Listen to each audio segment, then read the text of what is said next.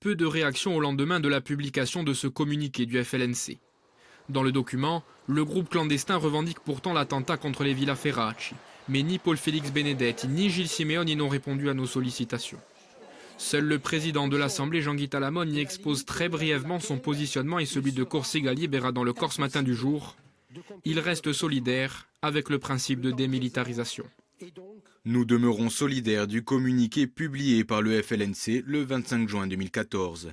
Nous nous en tenons donc, pour notre part, à cette position dont nous avons été solidaires à l'époque.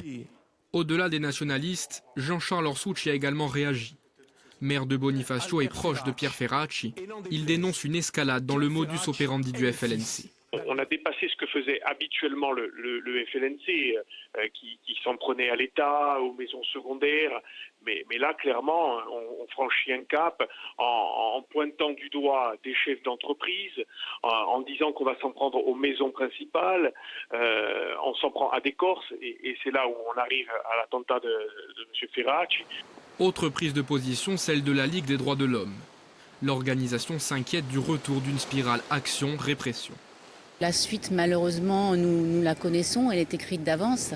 Après les attentats, ce sont des interpellations, puis des mises en examen, puis des incarcérations avec tout ce que cela comporte, puis des manifestations, puis de nouveaux attentats. Au-delà de la période de fête, l'absence de réaction s'explique aussi par un timing politique particulier. Ce communiqué, qui semble avoir pris tout le monde de court, intervient à moins de 3 mois des élections municipales, et alors que le bras de fer entre l'État et la majorité territoriale continue en coulisses.